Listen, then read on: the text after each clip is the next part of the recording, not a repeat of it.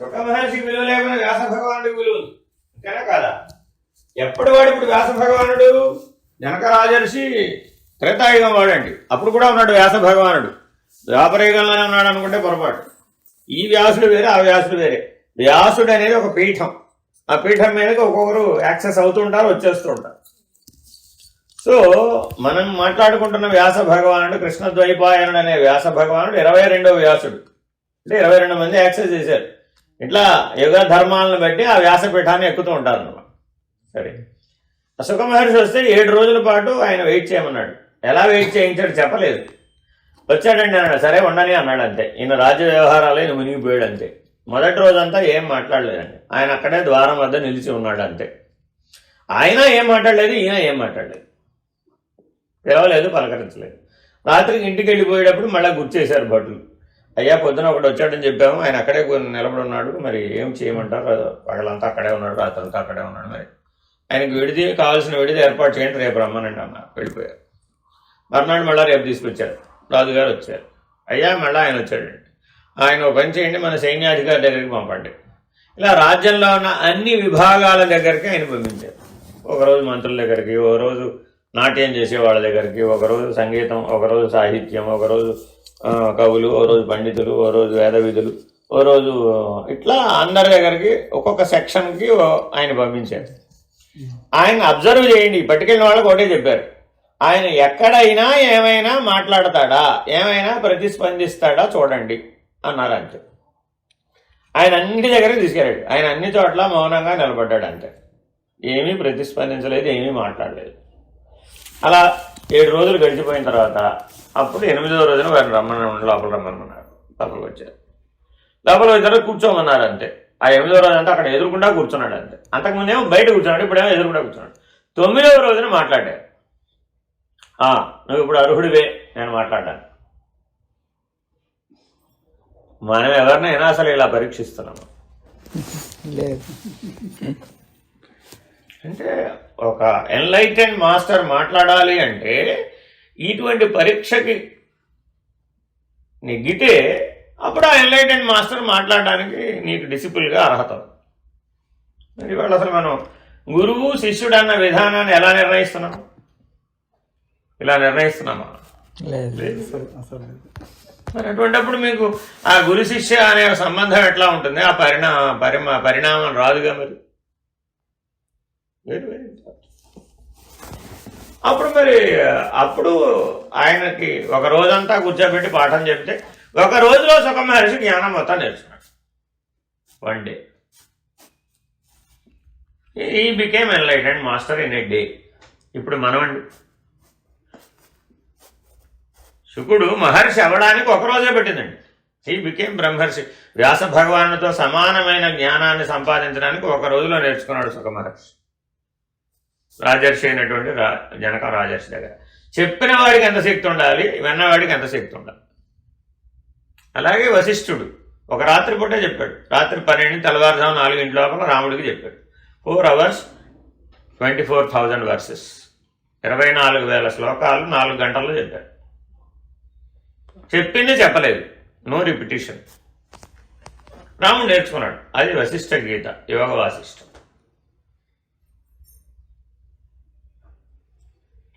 Enlightened masters. మరి ఎందుకు మనం అసలు అలాంటి ఎన్లైటెండ్ పాత్రని స్వీకరించడం లేదు? చూడండి, ఎక్కడో మనం దోవ తప్పామనిపిస్తుంది. మనం ఫిజికల్ సటిల్ దగ్గరే అసలు నిలబడలేకపోతే how about the enlightened masters and their path? అంటే అర్హత వచ్చిన తర్వాత వాళ్ళు బోధించారు అంతే కదా. అంటే అసలు అర్హత గెయిన్ చేయడానికి మనం సటిల్గా ఆలోచించాలిగా, ఫిజికల్గా ఆలోచించి కాదు కదా. రాముడు దశరథుడి కుమారుడు అని వశిష్ఠ గీత చెప్పలేదు. ఎందుకని మిగిలిన 3 కూడా దశరథ కుమారుడు పుత్రులే, వాళ్ళకి చెప్పలేదుగా. రాముడికి ఒక్కడికే చెప్పాడు, అర్జునుడికి ఒక్కడికే చెప్పాడు భగవద్గీత. వాళ్ళకే ఉంది అర్హత అంతే, మిగిలిన వాళ్ళకి లేదంటే. మరి అలా చూస్తున్నాం అసలు ఇప్పుడు మనం చూడలేదు కదా. అసలు ఎలిజిబిలిటీ అనే క్రైటీరియానే లేదు. ఎందుకంటే that is subtle, not decided by the progress report. మనం ఎంతసేపు ఏ గ్రేడా, బి గ్రేడా, సి గ్రేడా, సిజిపి ఎంత వచ్చింది, 9, 9.5 Yes, it goes with physical. So, వీడు వచ్చే తరానికి ఏమిస్తాడు? ఫిజికలే. నువ్వు 3 అంతస్తులు మేడిచ్చాడు అనుకో, వాడుకో 6 అంతస్తులు మేడిస్తాడు మహా. మా నాన్నకంటే నేను బెటరేనండి. మా నాన్న 10 ఎకరాలే సంపాదించాడు, నేను 100 ఎకరాలు చేసేదాన్ని. ఫిజికల్. దానికి దీనికి ఏం డిఫరెన్స్ ఉందంటున్నాను నేను. మా నాన్న 6 గదులను ఇల్లు ఇచ్చాడు, నేను 60 గదులను ఇల్లు ఇచ్చాను మా అబ్బాయికి. Okay, very good, nice. ఎంతమంది ఉంటారు 60 గదులు ఇంట్లో? ఇద్దరే. Same thing. What they will do in 60 bedroom apartment? It's not an apartment, it's a palace. I live in palace. With depression. చూసుకోండి, కావాల్సి వస్తే డిప్రెషన్ అన్న సైక్రియాటిస్టిక్ పేషెంట్ దగ్గరికి వెళ్ళిన వాళ్ళందరూ కూడా డబ్బున్న వారే తప్ప పేదవాడు కాదు. పేదవాళ్ళకి డిప్రెషన్ రాదు. అది అనే కాదండి, he's helping himself as well as society. He's filling the gap in the society. The person who is fully well versed with everything is not filling anything in the society. That is why is depressed. సమాజంలో వాడికి అసలు ప్లేసే లేదు, వాడు చేయడానికి పని లేదు. ఎందుకని? నాకు అన్నీ ఉన్నాయి కాబట్టి అసలు సమాజంతో నాకేం పని అంటున్నాడు. అంతే కదా? చాలా ఎక్కువ. అంటే అన్ని మనం సంపాదించి పెట్టి వాడిని ఒక డిప్రెస్డ్ పర్సన్ గా అవడానికి మనమే మార్గం చూపెట్టాం. వాడు సంపాదించడానికి ఏం మిగల్చలేదు. నీకు అన్నీ ఇచ్చాం కదరా, పుస్తకాలు ఇచ్చాం, స్కూళ్ళు ఇచ్చాం, యూనివర్సిటీలు ఇచ్చాం. సమాజంలో నువ్వేం తయారు చేసుకోవక్కర్లేదు. నీ జీవితానికి అన్నీ ఇచ్చేసాం. Everything is available for you at your disposal. నువ్వు దేనికోసం స్ట్రైవ్ చేయక్కర్లేదు, కష్టపడక్కర్లేదు. మేమంటే మా రోజుల్లో లేవు కాబట్టి మేము కష్టపడ్డాం. మేము అన్నీ వడ్డించడం విస్తరించేసాం నీకు. ఇది మనం మన తరంలో చెప్పుకుంటున్న అచీవ్మెంట్. కానీ అది వాడి కళ్ళను పడవడం లాంటిది అనేది మనం గుర్తించాలా, వాళ్ళు గుర్తించాలి.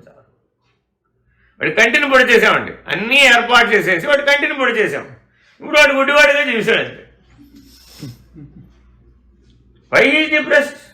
Because he cannot see the society, he cannot see the world, he cannot see the nature, he cannot understand the naturalistic principles. వాడి బుద్ధిశక్తిని కొట్టేశాం. కళ్ళు పొడేచ్చాడంట, వాడి బుద్ధిశక్తిని కొట్టేశామండి. అది ప్రయోజనమేమో. ఇంకొకటి కూడా ఉంది గురువు గారు, తప్పొప్పులు చెప్పడానికి డోంట్ జడ్జ్, డోంట్ కంపేర్. వాటికి ఎలా సమాధానం చెప్పాలి? చెప్తా చూడండి, అది నేను చెప్తానండి. ఎప్పుడు గుర్తుపెట్టుకోవాలండి. అంటే బుద్ధి కంపేర్ అండ్ కాంట్రాస్ట్ మాత్రమే అర్థం చేసుకుంటుందండి, మిగిలిన దాన్ని అర్థం చేసుకోలేదండి. వాట్ ఈజ్ లాజిక్ అంటే, మీరు బ్లాక్ గురించి చెప్పాలి అంటే వైట్ అక్కడ ఉంటేనే మీరు బ్లాక్ నిరూపించగలరు. అసలు వైట్ అనేది అక్కడ లేదనుకోండి, మీరు బ్లాక్ అని ఎలా చెప్తారు? చెప్పడం కుదరదు. So you need white and black. To decide what is white also you need black. అంతేనా కదా?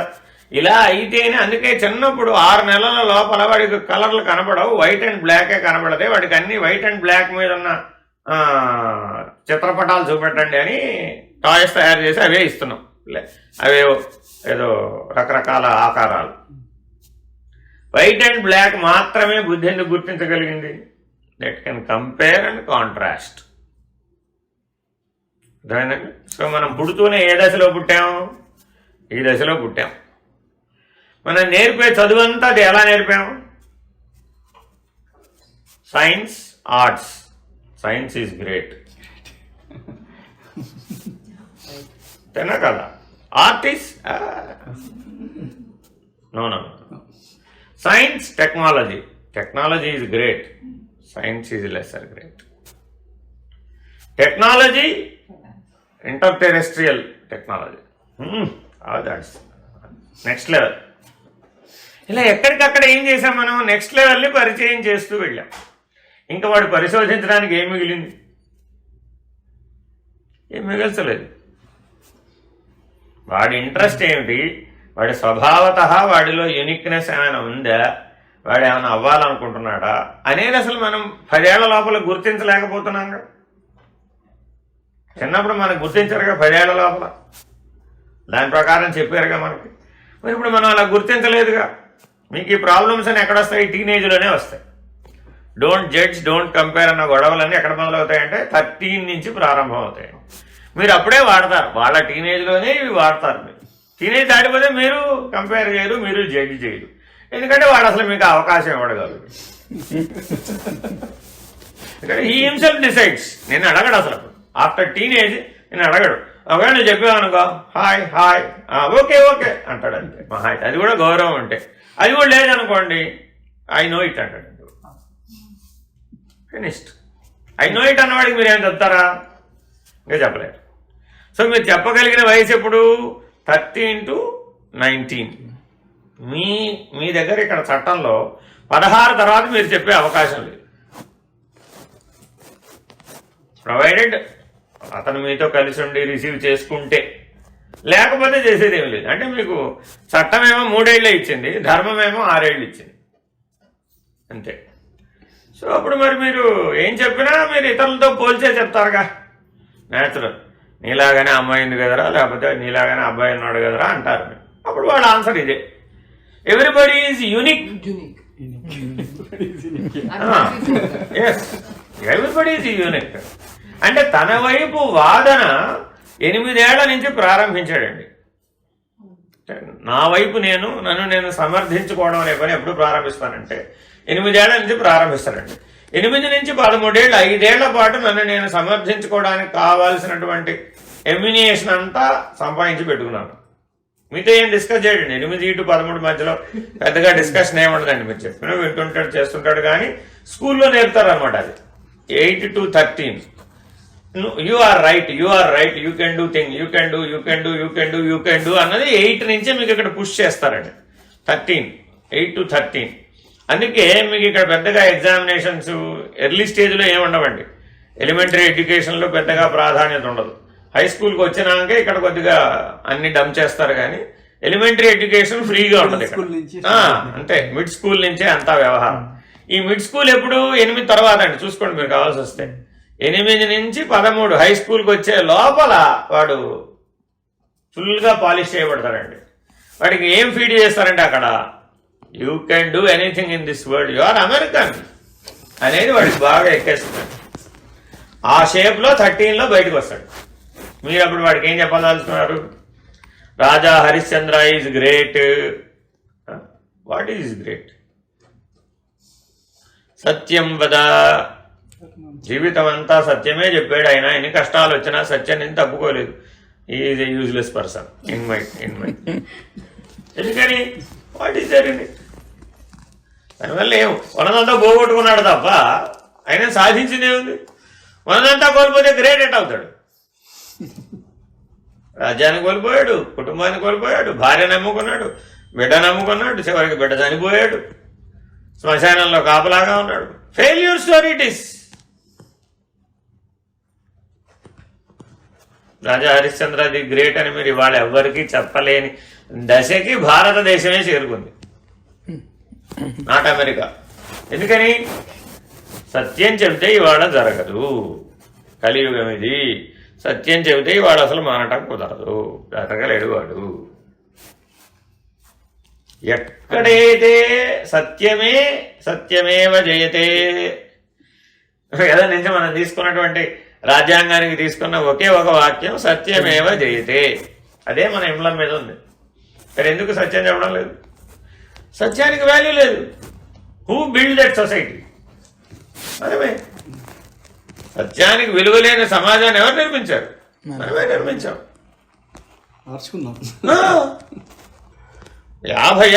50 ఏళ్ల క్రితం వరకు ఎవరైనా అబద్ధం చెప్పారా? మీ తాత తండ్రి ఎవరు చెప్పలేదండి. మనమే మన 50 ఏళ్ళు, మనమంతా ఇప్పుడు 50 ఏళ్ళ వయసు అండి సుమారు. ఈ 50 ఏళ్లలోనే ఇదంతా మారింది. చిన్నప్పుడు అబద్ధం చెప్తే దండించేవారండి, అవునా కాదా? ఇప్పుడు మీరు అబద్ధం చెప్తే దండించండి చూద్దాం. Because that is practised by you before of the children. ఏరా మీ నాన్నన్నారా ఏంటో లేదు. You yourself will tell over phone, where are you? I am in a market, I am very busy. Though you are in home. Will he not observe? Obviously. He won't question you, but he will practice it. సత్యం కదా, ధర్మం చరా లేదు కదా. లేనప్పుడు వాడు మాత్రం ఏం చేస్తాడు? Same copy paste. వ్యక్తిని మార్చాలంటే తరం పడుతుందండి, 25 years పడుతుంది. 25 ఏళ్ళు కష్టపడితే ఒక వ్యక్తిని మార్చవచ్చండి, నో డౌట్. ఇప్పుడు నేను 30 ఏళ్ళుగా పాఠం చెప్తున్నానండి. నేను చెప్తూ ఉండగా నన్ను వెంబడిస్తున్నవాడు ఇప్పుడు దాదాపు 10 ఏళ్ళు, 15 ఏళ్ళు, 20 ఏళ్ళ నుంచి ఉన్నవాళ్ళు ఉన్నారు. వాళ్ళందరూ మారిపోతారు, నో డౌట్. 12 ఏళ్ళు దాటగానే డెఫినెట్గా మారిపోతారండి. 25 ఏళ్ళు చూడు పూర్తిగా మారిపోతాడు. That's no doubt. ఎందుకంటే ఒకే టీచింగ్ మీద నడుస్తాడు. వ్యక్తిని మార్చడానికి 25 ఏళ్ళు చాలు. అదే సమాజాన్ని మార్చాలంటే ఒకే మోడ్లో 100 years నడపాలండి. దీన్ని బట్టి ఆలోచించుకోండి. మీరు సమాజాన్ని మార్చాలంటే అసలు మన దగ్గర ఎంత స్ట్రెంగ్త్ కావాలి, ఎన్ని తరాలు కావాలి, మన దగ్గర స్ట్రెంగ్త్ ఏంటి అసలు. ఒకప్పుడు ప్రతి ఇంట్లో గురువు ఉన్నాడండి, ప్రతి ఇంట్లో తాతగారే గురువు. He knows everything. తాతగారు ఏం చెప్తే అది పాటించడమే అన్నారు, డౌటే లేదు అసలు. ఇక్కడ తాతయ్య చెప్పాడు వినరా చిన్నగా, నో డౌట్. కొట్టి అసలు పారేయండి, పాయింట్ బ్లాంక్ లో కొట్టేయడమే. ఎందుకని? Is the eldest man, he knows everything and he has got that wisdom. ఇవాళ మీరు అసలు తాతకు మీ ఫ్యామిలీలో ప్లేసే లేదు. What is your family? Wife, husband, 1 child, finished. Family photo ఉంటుంది అక్కడ. ఏముంటుంది అక్కడ? Wife, husband, child, finished. No grandparent place in family. Family doesn't have it. ఎక్కడికి వచ్చేసాను చూడండి. దీన్ని మీరు సొసైటీలో బిల్డ్ చేయాలనుకుంటున్నారు. ఇప్పుడు ఎన్నేళ్ళు పడుతుంది? ఇప్పుడు 2024లో ఉన్నాం. 21-24కి మనం ఏమైనా గ్రాండ్ పేరెంట్ని ఫ్యామిలీలో తేగలిగితే ఫోటో ఫ్రేమ్లోకి, then it will be possible. Photo ఫ్రేమ్లో గ్రాండ్ పేరెంట్ని తీసేయడానికి 50 ఏళ్ళు సరిపోయిందండి. మళ్ళీ చేర్చాలంటే 100 ఏళ్ళు పడుతుందండి. Without grand parent the child will not be successful in the mode of values. ఎందుకని? గ్రాండ్ పేరెంట్ వాల్యూస్కి విలువిస్తాడండి, పేరెంట్ రిజల్ట్కి, ప్రోగ్రెస్ రిపోర్ట్కి విలువిస్తాడు. పిల్లవాడు దురుసుగా ప్రవర్తిస్తున్నాడు, తాత ఒప్పుకోడండి, అమ్మమ్మ ఒప్పుకోదండి, నాయనమ్మ ఒప్పుకోదండి. పిల్లవాడికి 100కి 99 మార్కులు వచ్చినాయి, పేరెంట్ ఒప్పేసుకుంటాడు. వాళ్ళ రోజుల్లో ఆ మాత్రం ఫాస్ట్ ఉండకపోతే లాభం లేదండి. మీలాగా స్లోగా సైలెంట్గా ఉంటే వాళ్ళ రోజు నడవదు. నువ్వు వెళ్ళిపోరా, అలాగే పోరా అంటాడు. పెద్ద అయినాక తెలుస్తుంది ఈ దురుసుతనం, వాడి గుణం మారిపోతుందండి. మారిపోయి ఇంట్లోకి బార్ వచ్చేస్తుంది. అంతేనా కాదా? ఒకప్పుడు అది బయట ఉండేదండి, ఇప్పుడు ఇంట్లోకి వచ్చేసిందండి. ఇప్పుడు మీరు దాన్ని బయటికి పంపండి చూద్దాం. ఇంట్లోకి బార్ రావడానికి 50 ఏళ్ళు పట్టిందండి. 50 years ముందు ఇంట్లో బార్ లేదండి. Even in American culture also. అప్పుడు కూడా బయటే ఉంది. 50 ఏళ్లలో ఇంట్లోకి వచ్చేసిందండి. ప్రతిరోజు అక్కడికి పోయి నానాయాగి గోలార్ అబసా ఇదంతా ఎందుకని ఇంట్లోకి తెచ్చేసామండి. ఏమైపోయింది ఇప్పుడు? మీరు ఇంట్లో దాన్ని బయటికి పంపండి చూద్దాం. ఇప్పుడు ఇంపాసిబుల్, ఇట్ ఈజ్ ఇంపాసిబుల్. నేను మొన్నే ఒక ఇంటికి వెళ్ళి వచ్చాను. విడాకులు పుచ్చుకుంటానన్నా సరే నేను బాగా తినన్నాడు. ఓన్లీ 1 కండిషన్, నువ్వు ఇంట్లో పెట్టద్దు అంతే. No, I won't remove. If you want go, you go. అమెరికాలో విడాకులు వెరీ ఈజీ. అయిపోతుందండి. Least expensive $100. కాస్ట్కోకి వెళ్తే కనీసం 300 అవుతుంది, కానీ విడాకులకి $100 లాయర్ దగ్గర ఫీజు $100.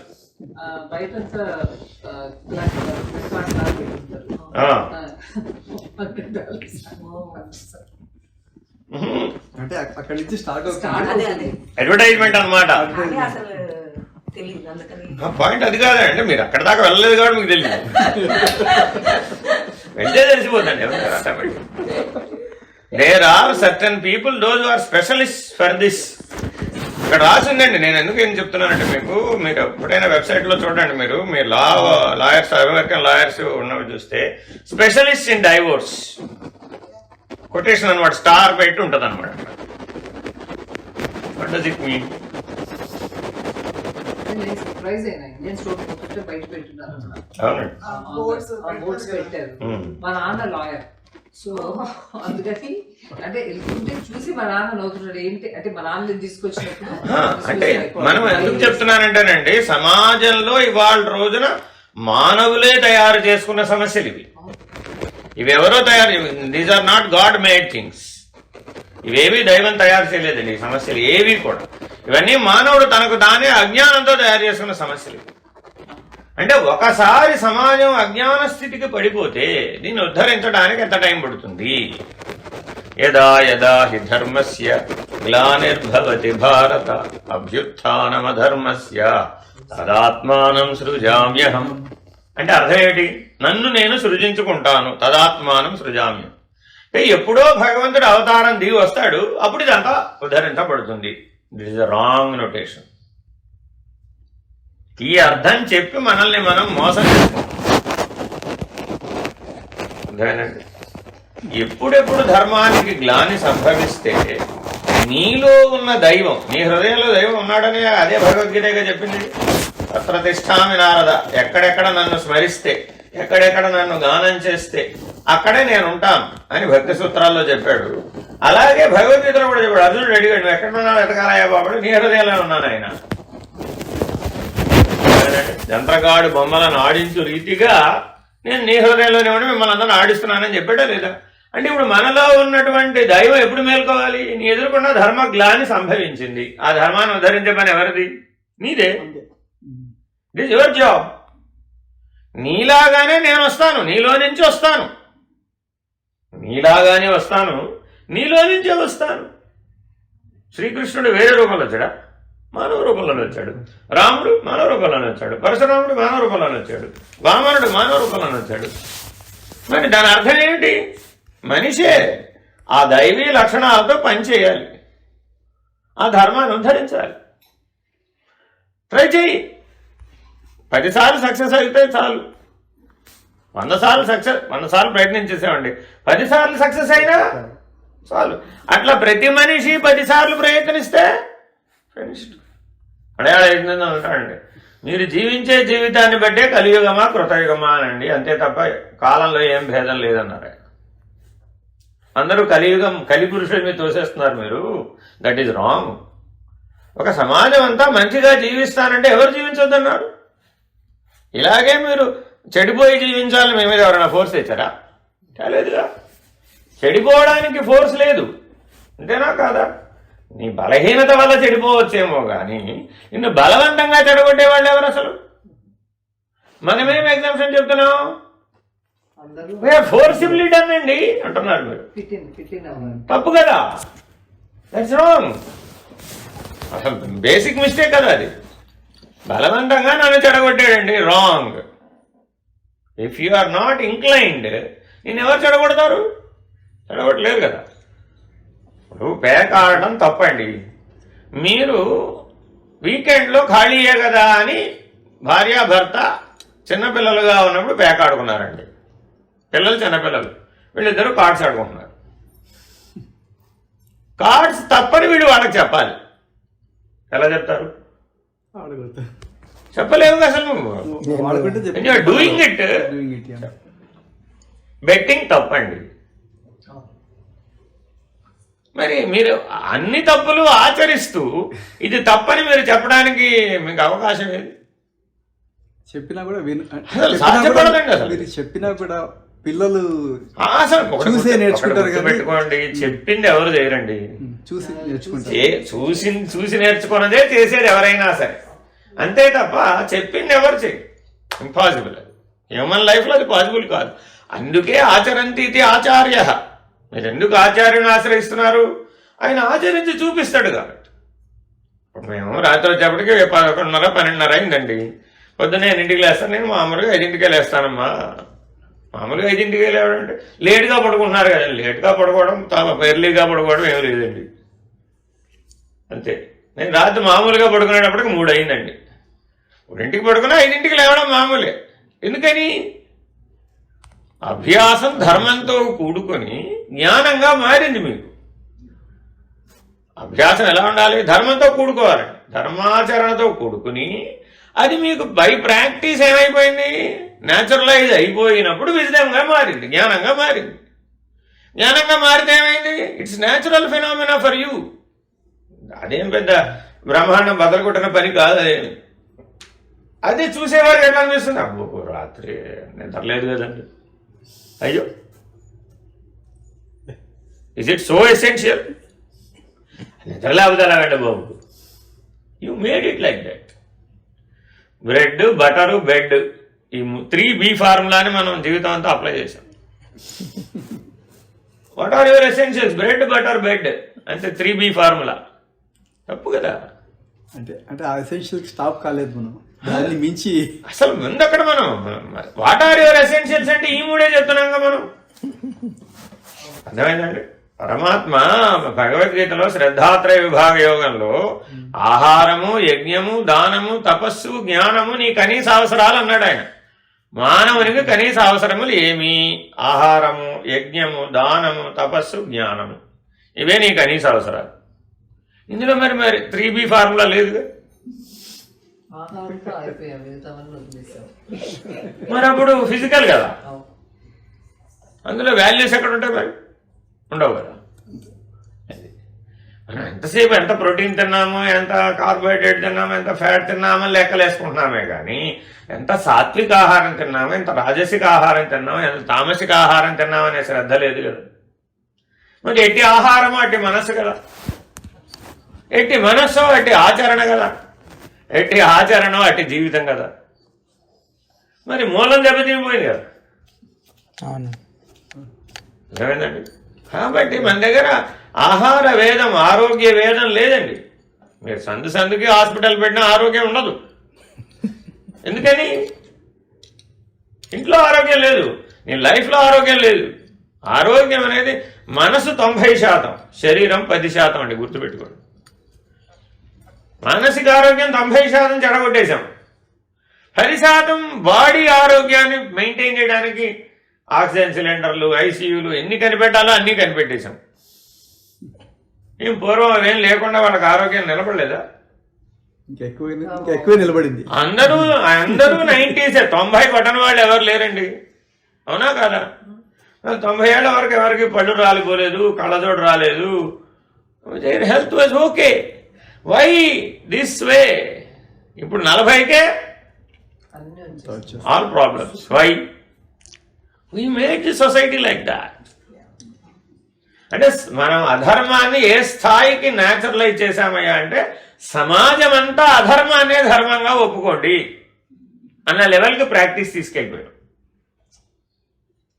నిన్న ఎక్కడో ఏదో పేపర్లో చదివా, eating avocado paste as a breakfast with bread is cause of cardiovascular diseases. అవునా? Yes, this is the new invention, latest invention, day before yesterday. రోజుల పాటు ఓట్స్ తినమన్నారు. మన ఎక్కడో if you eat oats you will become definitely diabetic. That is the latest methodology. ఏమిటి దీని వెనక రహస్యం అంటే, ఓట్స్ ప్రొడ్యూస్ చేసేది ఆస్ట్రేలియా, హైయెస్ట్ ప్రొడ్యూసర్ ఆస్ట్రేలియా. వాళ్ళ దగ్గర lakhs of tons ఓట్స్ ఉండిపోయినాయి. So they have contacted the medical professionals, introducing oats as the meal, breakfast for the diabetic people, because millions of diabetic are there, their millions of tons will be sold. అది చాలా This is a fact, but nobody knows this fact. Doctor told you, eat oats. Reading. My reading is good with oats. You will be permanently in the same manner. కానీ అవకాడోది interesting. Same thing. Point. మీరు ఎప్పుడు గుర్తుపెట్టుకోండి, traditional foods లో ఇవేమీ లేవు. గుర్తుపెట్టుకోండి. These all are super modern foods. Not only modern foods, super modern foods, which gives you instant energy. Instant energy. But instant energy spike కదా, ఎంతసేపు ఉంటుంది? సద్యాన్నం స్పైక్ అవ్వదు, నిదానంగా అరుగుతుంది.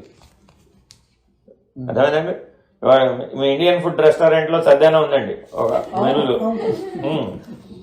ఏంటంటే పెరుగన్నం మధ్యకాలం రాత్రి తోడేసి పులియ పెట్టింది, ఫెర్మెంట్ చేసి మిరపకాయలు ఉల్లిపాయలు వేసి ఆ అన్నం పెడుతున్నాడు. అది మనం ఇంట్లో ఎందుకు తినలేము? రాత్రి అన్నం మిగిలిందండి, తోడేయచ్చు కదా, పాలు పోసి తోడేసి పొద్దునకి అదే బ్రేక్ఫాస్ట్గా తినవచ్చు కదా. ఎందుకనే చెప్పే ఇప్పుడు చెప్తున్నారు, your Indian tradition is very very great అండి. ఎందుకని? No spike, do not spike.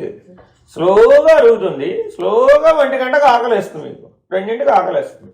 సరేండి, what goes wrong with it? అంతా కార్బోహైడ్రేట్ అండి, రైస్ అండి, తినకూడదండి. Wrong wrong. మీరు ఓట్స్ తినండి, ఓట్స్ తినండి, very good. You will have spike, you will have avocado, spike. You will have cool drink, spike. All super modern foods will have spike. మన పూర్వీకులు fruit juice తాగిన వాళ్ళు ఎవరో చెప్పండి. It is super drink now. You have everywhere fruit juice, everywhere. By spike. అంటే మనం ఎప్పటికప్పుడు ఏం చేస్తున్నాం? Instant energy, instant spike. Easy instant spike will make you diabetic కదా. అంటే ఈజీ అనేసి అంతే కదా, మరి డైజెషన్ కూడా ఈజీగానే అయిపోతుంది కదండి. మా శ్రీయా చిన్న ఉన్నప్పుడు she was not eating any fruits. అయితే పెల్సన్ ఒక డాక్టర్ ఉంటే ఆయన దగ్గర తీసుకుపోతే